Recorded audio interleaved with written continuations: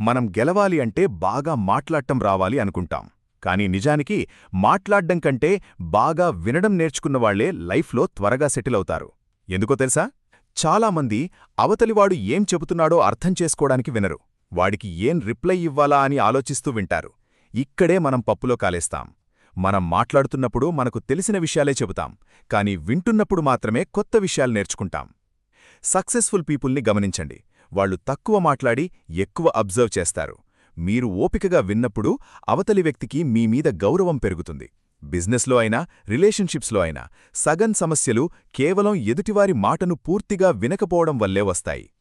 వినడం అంటే కేవలం శబ్దాన్ని వినడం కాదు, ఆ మాట వెనుక ఉన్న అర్థాన్ని, ఆ వ్యక్తి ఫీలింగ్ని పట్టుకోవడం. ఆ స్కిల్ గనక మీకు వస్తే మీరు ఏ మనిషినైనా ఈజీగా ఇన్ఫ్లుయెన్స్ చేయగలరు. సో నెక్స్ట్ టైం ఎవరైనా మాట్లాడుతున్నప్పుడు రిప్లై ఇవ్వడానికి తొందరపడకండి. ముందు మనసు పెట్టి వినండి. ట్రై చేసి చూడండి, రిజల్ట్ మీకే అర్థమవుతుంది.